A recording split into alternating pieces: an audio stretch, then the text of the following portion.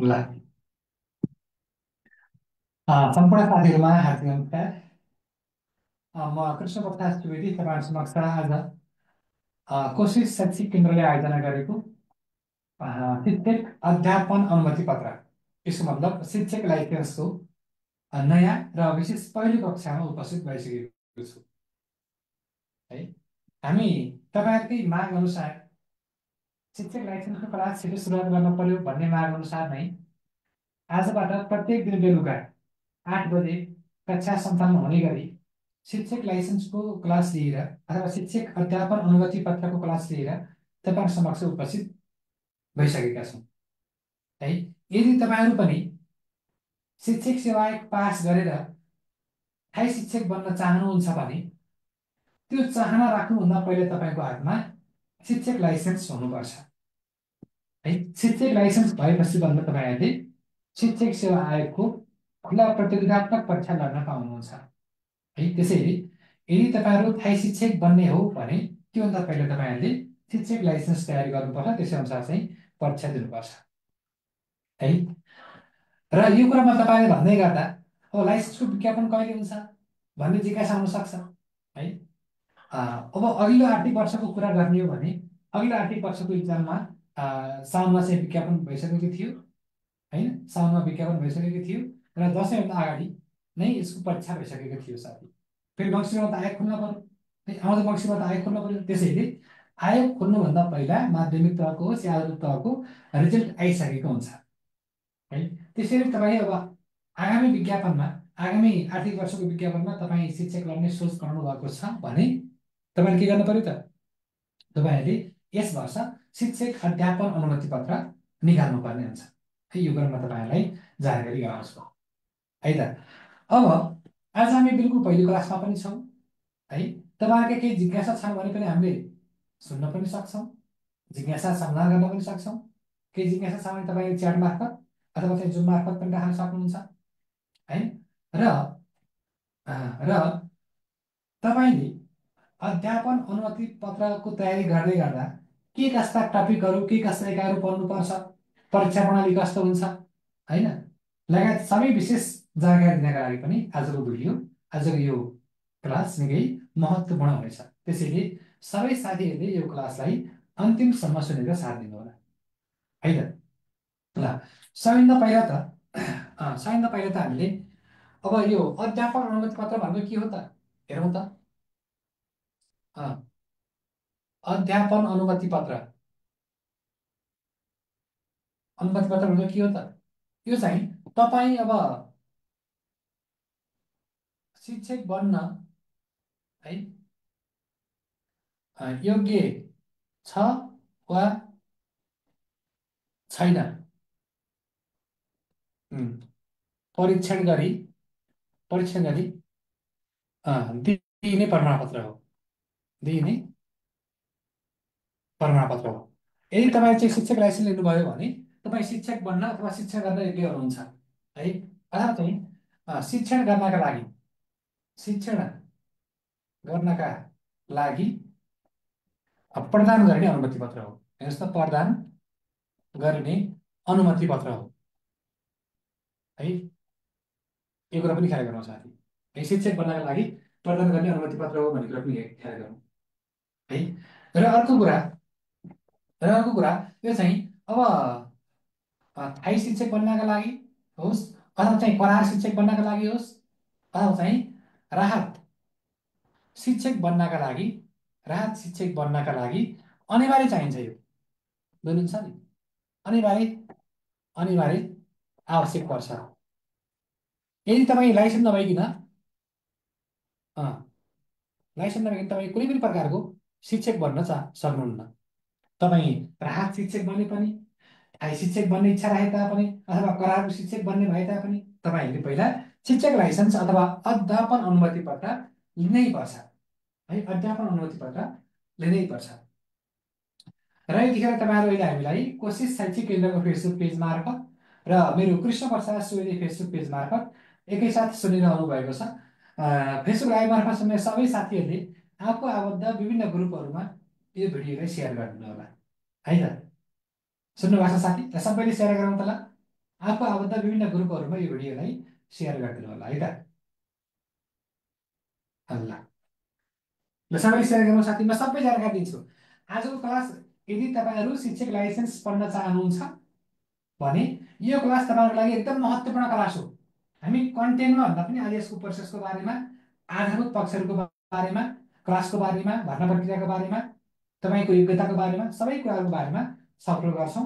त्यसैले तपाईँहरूले यो क्लास नछुटाउनु होला है।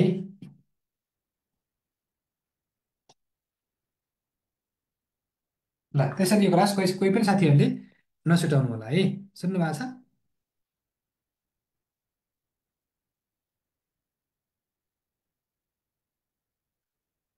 ल अब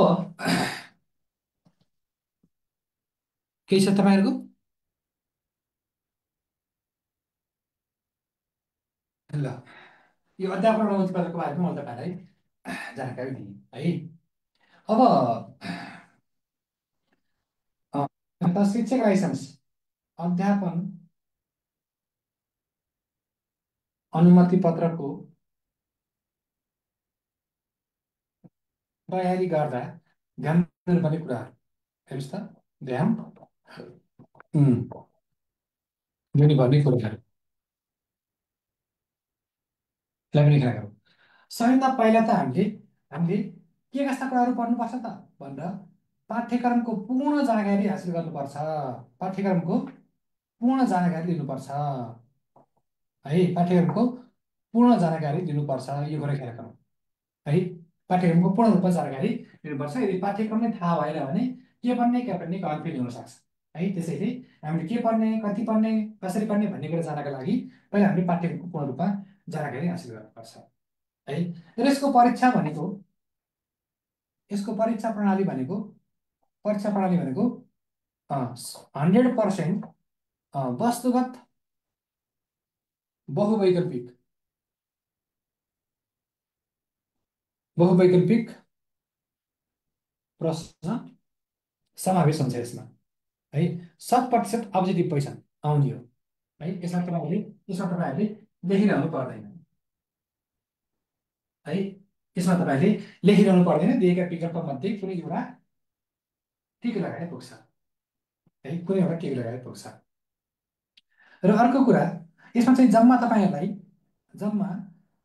50वटा प्रश्न आउँछन्। 50वटा प्रश्न आउँछन्। त्यो मध्ये लगभग 46 प्रश्न चाहिँ शिक्षाका क्वेसन आउँछन् है। शिक्षाका क्वेसन आउँछन् है। र बाँकी रहेका चाहिँ 4वटा चाहिँ आइक्यूका क्वेसन आउँछन्। हेर्नुहोस् त, जम्मा जम्मी तपाईँहरूलाई चाहिँ 50वटा क्वेसन आउँछ। ख्याल गर्नुभएको छ नि, 50वटा क्वेसन आउँछ। त्यो 50वटा क्वेसन मध्ये शिक्षासँग सम्बन्धित चाहिँ 46वटा क्वेसन आउँछन् एभरेजमा। कहिले 45 आउला, कहिले 47 आउला, त्यो आफ्नामा छ होइन त। त्यसपछि चाहिँ बाँकी रहेका 3-4वटा क्वेसन चाहिँ भौतिक परीक्षा आइक्यूका प्रश्नहरू आउँछन्।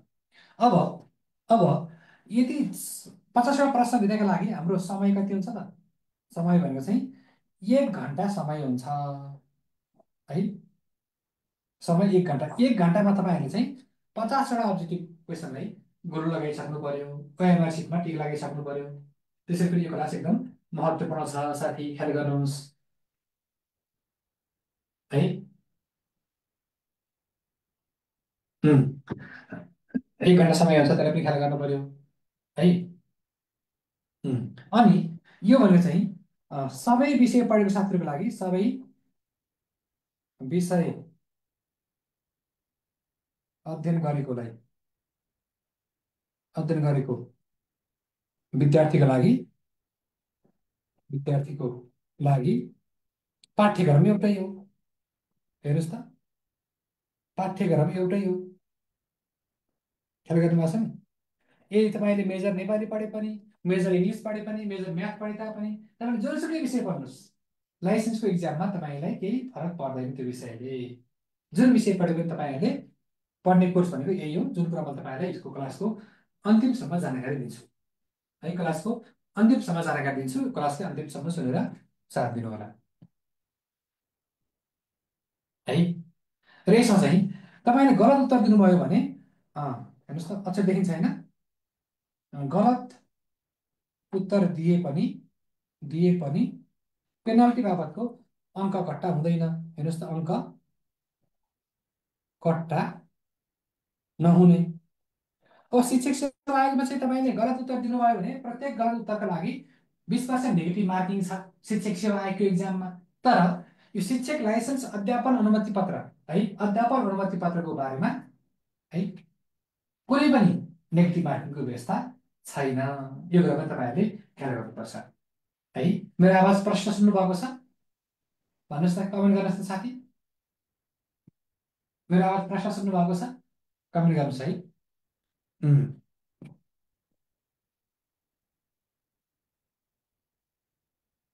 ल, अब यो कुरा सँगसँगै अब अर्को कुरा पनि हामीले फोकस गरौँ है।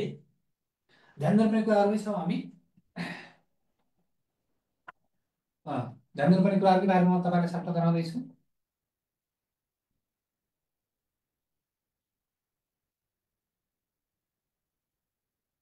यो सँगसँगै अब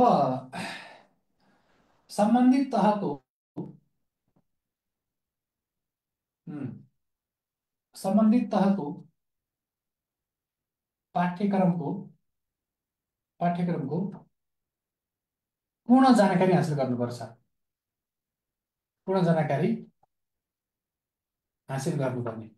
तपाईँले आधारभूत तहको लाइसेन्स दिने हो। अब आधारभूत तह भन्नाले चाहिँ निम्न माध्यमिक तह र प्राथमिक तह दुइटैलाई बुझाउँछ साथी। प्राथमिक तहको एउटा छुट्टै विज्ञापन हुनु होइन। यदि तपाईँले प्राथमिक तहको लाइसेन्स झिक्ने इच्छा व्यक्त गर्नुभएको छ भने पनि त्यो आधारभूत तहको लाइसेन्स झिक्ने हो है। तपाईँले अब माध्यमिक तहको लागि हो भने माध्यमिक तहको कोर्स कन्टेन्ट पढ्नु पर्यो है। निम्न माध्यमिक तहको हो भने अथवा प्राथमिक तहको हो भने आधारभूत तहको कोर्स कन्टेन्ट अध्ययन गर्नु पर्यो है। त्यसबाट तपाईँहरूलाई 50 क्वेसन आउँछन् है त। र त्यसपछि अब तपाईँले आधिकारिक आधिकारिक र प्रमाणिक अ, सामग्री खोजी गरी अध्ययन गर्नुपर्छ है। अध्ययन गर्नुपर्छ। ल, यो भन्दै गर्दा तपाईँहरू चाहिँ फेसबुकमा विभिन्न साहित्यमा शिक्षक लाइसेन्सको सबै नोट भन्ने आउँछ नि, तपाईँले पनि देख्नुभएको होला। त्यस्ता नोटहरू पढेर कहिले पनि लाइसेन्समा नाम आउँदैन है। कन्टेन्ट वाइज एकदम डिपली पढ्नुपर्छ है। के कस्ता सामग्री पढ्ने भन्ने कुरा म तपाईँहरूलाई नियमित रूपमा पनि जानकारी दिउँला। बजारमा पुस्तकहरू पनि पाइन्छन्, एकदम आफूले सुटेबल हुने खालको, पढ्न सजिलो हुने खालको सबै कोर्स कन्टेन्ट समावेश गरेको त्यस्तो तपाईँहरूले पुस्तक पनि लिन सक्नुहुन्छ है त। र अब पढ्ने सामग्रीको मुख्य मुख्य विषयवस्तु अथवा चाहिँ तथ्य अथवा चाहिँ सूचना टिपोट गरी एउटा डायरी विकास गर्नुपर्छ, एउटा नोट विकास गर्नुपर्छ भनौँ न। आफैले नोट बनाउने, अर्को नोट पढेर हुँदैन है। त्यसपछि अब तथ्यपरक भन्दा पनि तथ्यपरक र विश्लेषणात्मक विश्लेषणात्मक दुवै तरिकाबाट पढ्नुपर्छ। हेर्नुहोस् त, दुवै तरिकाबाट अध्ययन गर्नुपर्छ साथी। अध्ययन गर्नुपर्ने है, अध्ययन गर्नुपर्ने। यसो मतलब तपाईँहरूले दुईवटा कुराहरू त घोक्नुहुन्छ, तर घोकेको भरमा मात्र सबै क्वेसन घोकेकै आउँछ भन्ने हुँदैन है। कहिलेकाहीँ विषयवस्तु बुझेर त्यो बोध गरेर त्यसको मेन थिम निकालेर उत्तर पहिचान गर्नुपर्ने कुराहरू पनि धेरै आउन सक्छ। पछिल्लो समयमा शिक्षक सेवा आयोगले पनि सोझा प्रकृतिका भन्दा अलिक थोरै घुमाउरो प्रकृतिका, थोरै विश्लेषणात्मक तहका, थोरै उच्च दक्षता तहका प्रश्नहरू सोध्ने गरेको छ। त्यसैले तपाईँहरूले पनि विषयवस्तुलाई आवश्यकता अनुसार तथ्यपरक पनि, आवश्यकता अनुसार विश्लेषणात्मक ढङ्गबाट पनि अ, त्यो अध्ययन गर्नुपर्छ साथी है। यसलाई पनि खेलेर है त।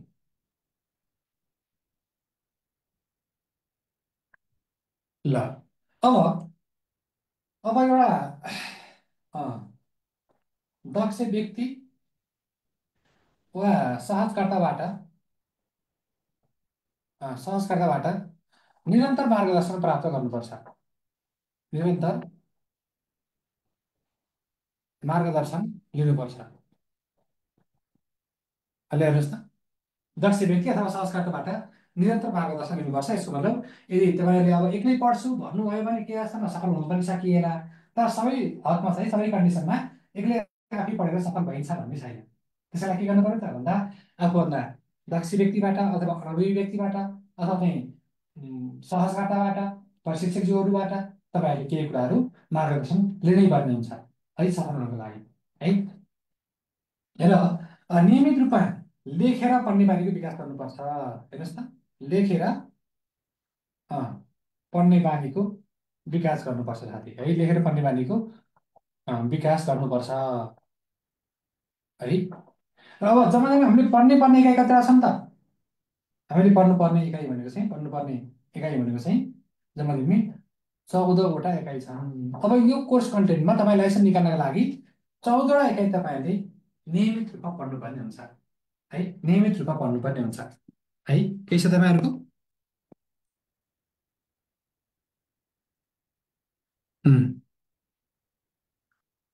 यसरी माइलाई लाइसेन्स दिने हो? ए ठिक छ।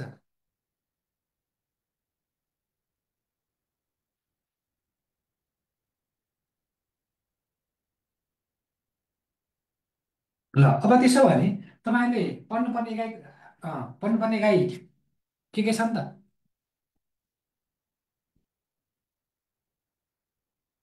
अँ, ल हेरौँ, म तपाईँले पढ्नुपर्ने इकाइहरू र त्यसबाट चाहिँ कति कतिवटा प्रश्न आउँछन् भन्ने कुरा पनि म तपाईँहरूलाई यो भिडियोमा जानकारी दिन्छु है।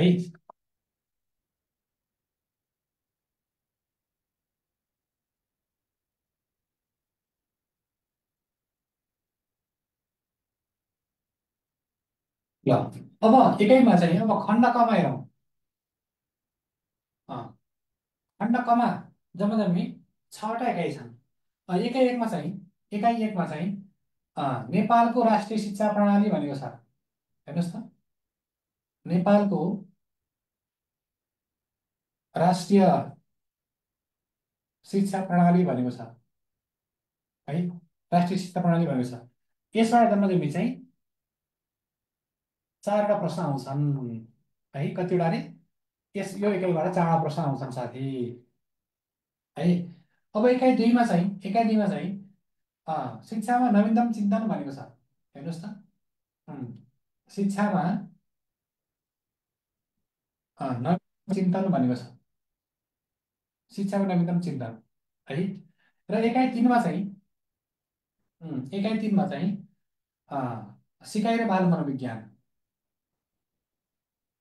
सिकाइ र बाल मनोविज्ञान, सिकाइ र बाल मनोविज्ञान छ। अब यी दुईटै एकाइबाट समष्टिगत रूपमा चाहिँ 7वटा प्रश्न आउँछन् है। 7वटा प्रश्न आउँछन् है। त्यसपछि नम्बर 4मा जाउँ। नम्बर 4मा चाहिँ विद्यालय समुदाय सम्बन्ध, विद्यालय समुदाय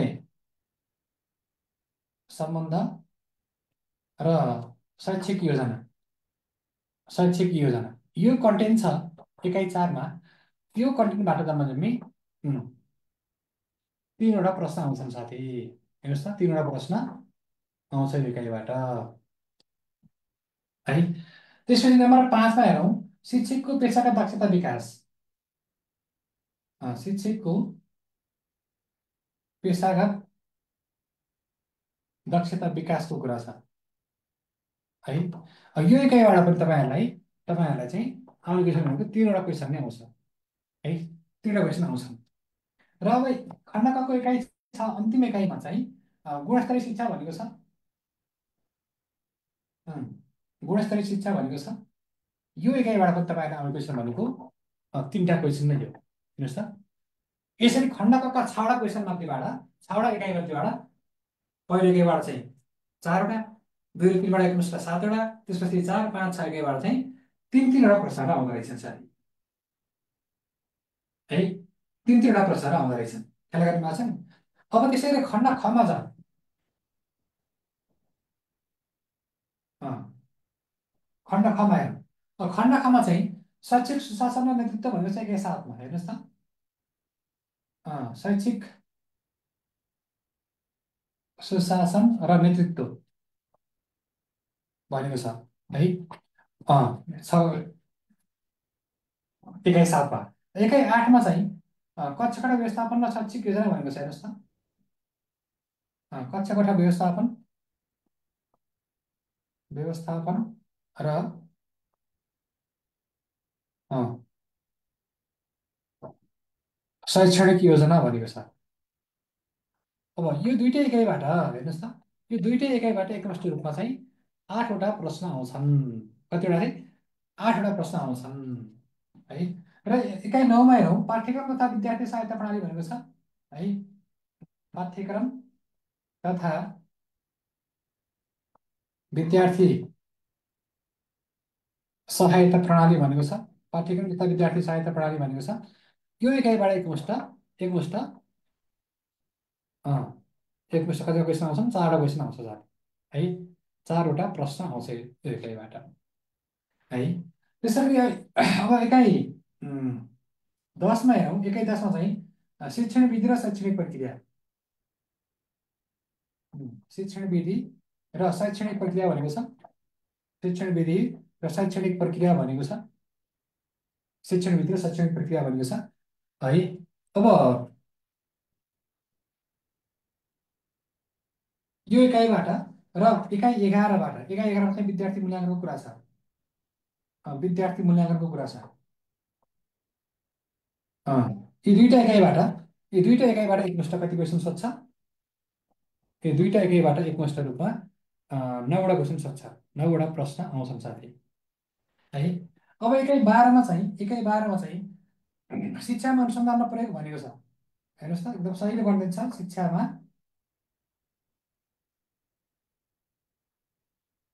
अनुसन्धान र प्रयोग भनेको छ। शिक्षामा अनुसन्धान र प्रयोग भनेको छ। यसबाट चाहिँ 3वटा प्रश्न आउँछन् है।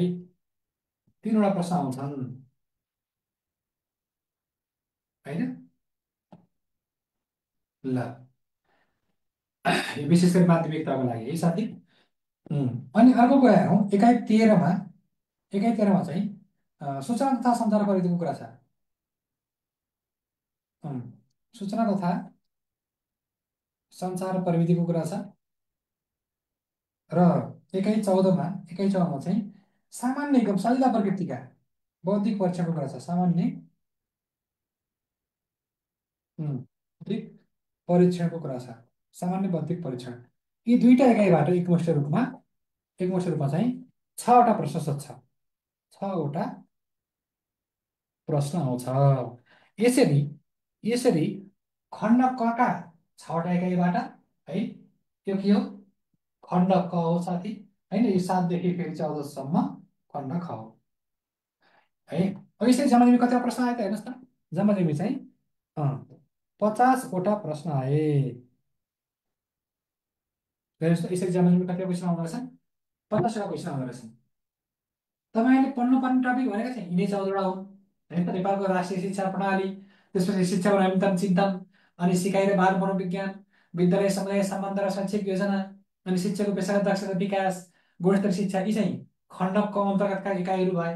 त्यस्तै खण्ड खका इकाइहरू चाहिँ शैक्षिक सुशासन र नेतृत्वको कुरा छ, कक्षाकोठा व्यवस्थापन र शैक्षणिक योजनाको कुरा छ, पाठ्यक्रम तथा विद्यार्थी सहायता प्रणालीको कुरा छ, शिक्षण विधि तथा शैक्षणिक प्रक्रियाका कुराहरू छन्, विद्यार्थी मूल्याङ्कनको कुरा छ, शिक्षामा अनुसन्धान र प्रयोगको कुरा छ, सूचना तथा सञ्चार प्रविधिको कुरा छ, र अन्त्यमा चाहिँ सामान्य बौद्धिक परीक्षाको कुराहरू छन् है। हो, यस्ता कुराहरू तपाईँहरूले अध्यापन अनुमति पत्रको तयारी गर्ने क्रममा ख्याल गर्नुपर्छ है। ल, यो के पढ्नुपर्छ नि थाहा पाउनु पनि होइन। भन्नुहोस् त, के पर्ने हो भन्ने कुरा थाहा पाउनु पनि।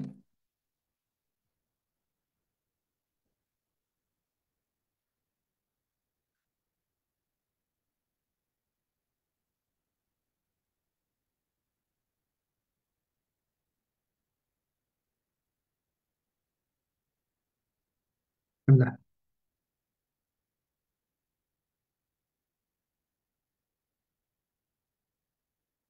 ल, अब यति कुराहरू मैले तपाईँलाई जानकारी दिएँ। यो सँगसँगै अब अरू केही कुराहरू पनि एकदम महत्त्वपूर्ण कुराहरू छन्, हेरौँ है त पनि।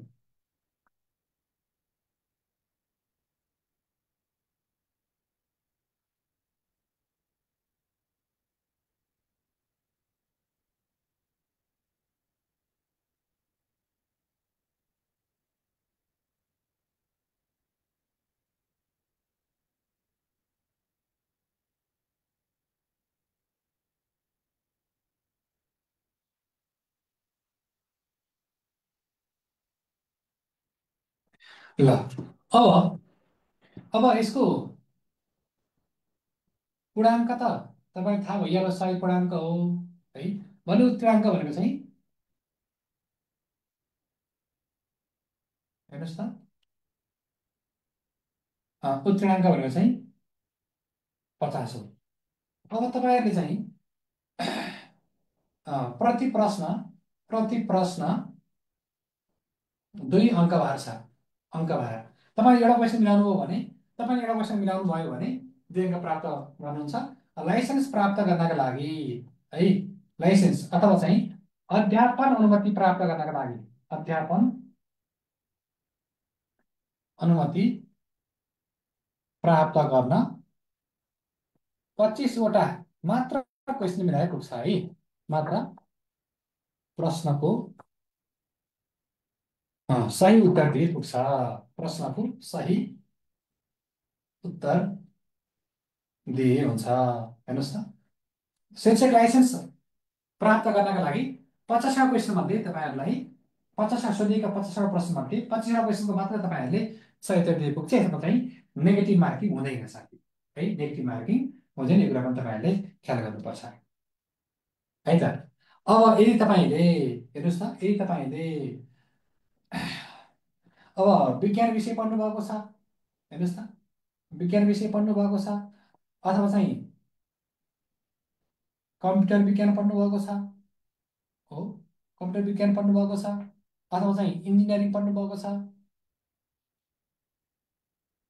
है, इन्जिनियरिङ पढ्नु भएको छ हो। अनि त्यसपछि तपाईँले गणित पढ्नु भएको छ है, गणित पढ्नु भएको छ, अनि अङ्ग्रेजी पढ्नु भएको छ, अनि अब कार्य व्यवस्थापन, कार्य सञ्चालन तथा व्यवस्थापन, कार्य सञ्चालन लेखा हुन्छ, कार्य सञ्चालन तथा लेखा पढ्नु भएको छ हो। त्यसै गरी तपाईँले कानुन पढ्नु भएको छ, कानुन हो। त्यसै गरी तपाईँले चाहिँ कृषि अथवा पशु विज्ञान पढ्नु भएको छ, कृषि तथा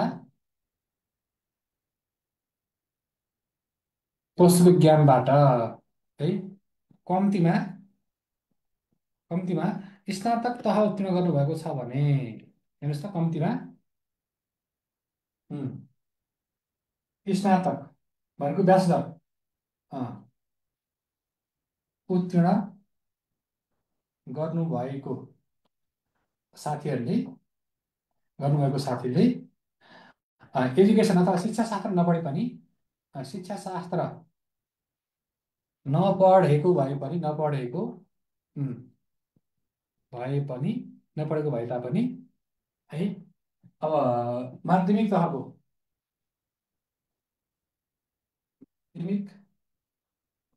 तहको शिक्षक लाइसेन्सको परीक्षामा, शिक्षक लाइसेन्सको परीक्षामा परीक्षामा चाहिँ सहभागी हुन पाइन्छ। ल हेर्नुहोस् त साथी, मैले तपाईँलाई के भने, यदि तपाईँले चाहिँ ब्याचलर पास गरिसक्नुभयो तर तपाईँसँग एजुकेसन फ्याकल्टी छैन भने पनि तपाईँले शिक्षक लाइसेन्सको लागि फारम भर्न पाउनुहुन्छ। यी एजुकेसन पढेको साथीहरूले त मजाले पाउनुभयो।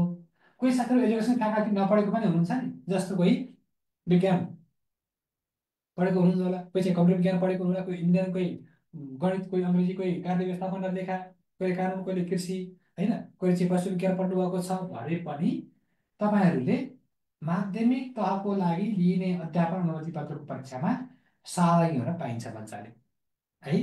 कुरो बुझ्नुभयो नि? भन्नुहोस् त, बुझ्नु भएन? अब अब योग्यता के छन् त, हेरौँ त, योग्यता पनि हेरौँ है। यो तपाईँले बुझ्नुभयो साथी? ल त्यसो भए तपाईँले है न्यूनतम योग्यताको बारेमा चर्चा गरौँ। न्यूनतम योग्यता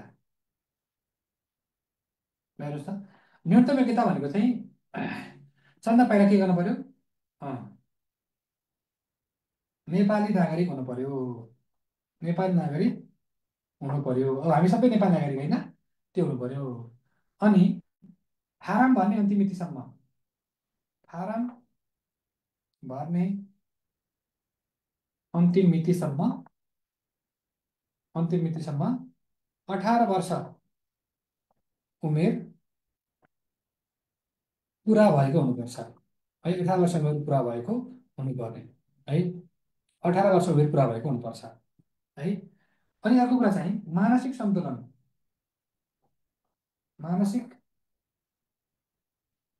सन्तुलन ठिक भएको हुनुपर्छ है। मानसिक सन्तुलन ठिक भएको हुनुपर्छ है। अनि अब तोकिएको योग्यता प्राप्त गरेको भनौँ न। तोकिएको योग्यता प्राप्त भएको हुनु पर्यो है। तोकिएको योग्यता प्राप्त भएको हुनु पर्यो है। अनि अब नैतिक पतन देखिने गरी फौजदारी अभियोगबाट कसुरदार नठहरिएको हुनु पर्यो है। त्यसैले अर्को चाहिँ भविष्यमा सरकारी नोकरीबाट अयोग्य हुने गरी हटाइएको अथवा चाहिँ अयोग्य नहुने गरी हटाइएको अथवा अयोग्य हुने गरी बर्खास्त गरिएकोले पनि फारम भर्न पाउँदैन।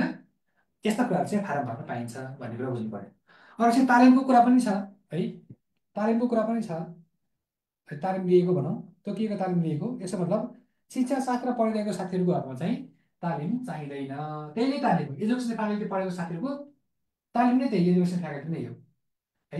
यो भन्दै गर्दा यी यहाँ विषय कतिवटा छ हेर्नुहोस् त, 1 2 3 4 5, यसले 6, यसले 7, यसले 8, यस्ता 8वटा विषयहरू छन् नि।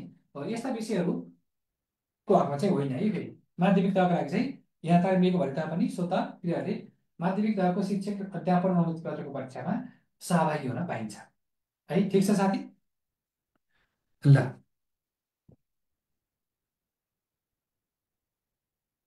ठिक छ होइन? ल, अब न्यूनतम योग्यता भन्दै गर्दा कति पढेको कुन कुन दिन पाइन्छ त त्यो पनि हेरौँ है। त्यो पनि हेरौँ है त। ल हेरौँ त। अब आधारभूत तहको लाइसेन्स प्राप्त गर्नका लागि शैक्षिक योग्यता कुरा गरौँ है। हेर्नुहोस् त, शैक्षिक योग्यता अब आधारभूत तह यो भनेको प्रावि र निमावि तहको है साथी। निमावि आधारभूत तहको लाइसेन्स लिन के गर्नु पर्यो? लाइसेन्स लिनका लागि 12 कक्षा वा सो सरह उत्तीर्ण भएको हुनु पर्यो। उत्तीर्ण भएको हुनुपर्छ। कति सही 12 कक्षा पास भएपछि प्राविको र निमाविको अथवा आधारभूत तहको पाइयो है। र त्यसै गरी 2 नम्बर 2मा हेरौँ माध्यमिक तहको हकमा। हेर्नुहोस् त, माध्यमिक तहको हकमा चाहिँ के गर्नु पर्यो? माध्यमिक तहको लाइसेन्स लिनका लागि लाइसेन्स लिन अब स्नातक स्नातक वा सो सरहको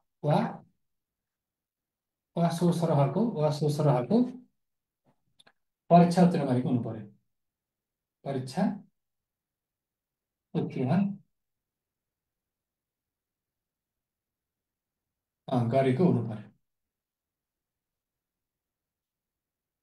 है। अब यो तालिम लिएको भन्दा बित्तिकै अर्को जान्नै पर्ने कुरा, याद गर्नुपर्ने कुरा के छ भने, शिक्षा शास्त्र संकायबाट हेर्नुहोस् त, शिक्षा शास्त्र संकायबाट अध्ययन गरेकोले अध्ययन गरेको विद्यार्थीलाई स्वतः तालिम लिएको मानिन्छ। हेर्नुहोस् त, स्वतः तालिम लिएको मानिन्छ है। स्वतः तालिम लिएको मानिन्छ साथी, यसलाई पनि ख्याल गरौँ है। र अर्को कुरा, यदि तपाईँहरूसँग माध्यमिक तहको लाइसेन्स छ भने है, माध्यमिक तहको लाइसेन्स छ भने निम्न माध्यमिक तहको लाइसेन्स चाहिँदैन। हेर्नुहोस् त, अब माथिल्लो तहको लाइसेन्स लाइसेन्स भएमा तल्लो तहको लाइसेन्स लाइसेन्स लिएको मानिन्छ है, लिएको मानिन्छ इजिप्सियन फ्याकल्टी भएकोमा यो चाहिँ है त। ल यस्तो कुराहरू पनि ख्याल गरौँ। ठिक छ, बुझिन्छ साथी? बुझिन्छ भन्नुहोस् त। ल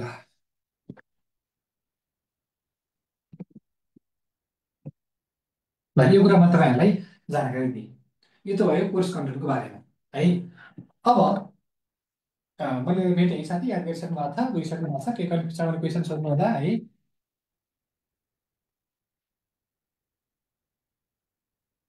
हो त। अब तयारी कक्षा, तयारी कक्षा कहाँ हुन्छ भन्दा कोसिस शैक्षिक केन्द्रमा हुन्छ है। कोसिस शैक्षिक केन्द्रमा हुन्छ है। यो भन्छ नयाँ बानेश्वर काठमाडौँ है साथी, कोसिस शैक्षिक केन्द्रमा हुन्छ हो। अनि समय कतिखेर हुन्छ त? समय भनेको बेलुकी बेलुकी 8 बजेबाट 8 बजेदेखि हुन्छ है। कहिलेसम्म हुन्छ कक्षा? कहिलेसम्म? परीक्षाको अघिल्लो दिनसम्म। हेर्नुहोस् त, परीक्षाको अघिल्लो दिनसम्म कक्षा हुन्छ। अघिल्लो दिनसम्म कक्षा हुन्छ, सबै लाइभ कक्षा हुन्छ हो। अनि अर्को चाहिँ सहजीकरण कसले गर्छ त? सहजीकरण शिक्षातर्फ तपाईँहरूलाई मैले सहजीकरण गर्छु होइन, कृष्ण प्रसाद सुवेदीले शिक्षातर्फ हो। र अर्को चाहिँ हरि धमला, हरि धमला सरले चाहिँ आइक्यूतर्फ हेर्नुहुन्छ है। अब सुविधा के छन् त? हेर्नुहोस् त, क्लासका सुविधा के छन् त भन्दा तपाईँले दैनिक दैनिक 2 कक्षा लिन पाउनुहुन्छ।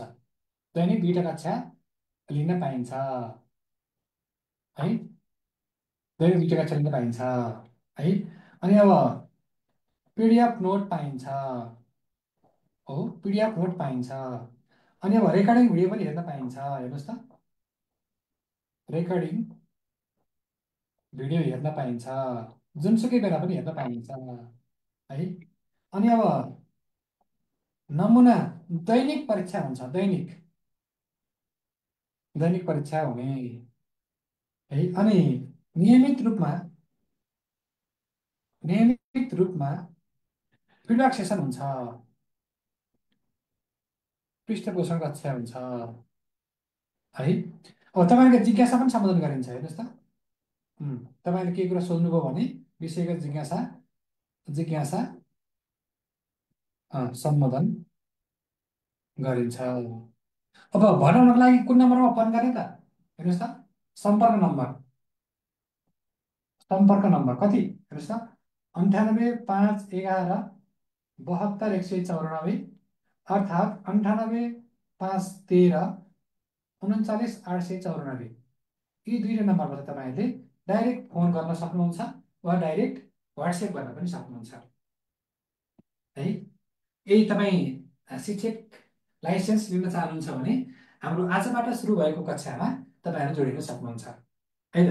ल आजको यस भिडियोमा मैले तपाईँहरूलाई शिक्षक अध्यापक अनुमति पत्र आधारभूत तह र माध्यमिक तहको सामान्य जानकारी, यसको मतलब महत्त्वपूर्ण जानकारी, कसरी तयारी गर्ने, लाइसेन्स भनेको के हो, के कस्ता टपिकहरू पढ्नुपर्छ, कतिवटा टपिक पढ्नुपर्छ होइन, लगायतका विभिन्न महत्त्वपूर्ण विषयका बारेमा मैले तपाईँहरूलाई यस भिडियोमा आजको सेसनमा मैले तपाईँहरूलाई जानकारी दिएँ। तपाईँहरूलाई हाम्रो यस भिडियो, हाम्रो यस सेसन कस्तो लाग्यो? जस्तो लाग्छ त्यस्तै सुझाव सल्लाह र प्रतिक्रिया दिन नभुल्नुहोला है। हुन्छ साथी, अब आजलाई भने म छोड्छु, फेरि हामी अर्को सेसनमा भेट्नेछौँ। तबसम्मका लागि मलाई पनि बिदा दिनुहोस्। नमस्कार।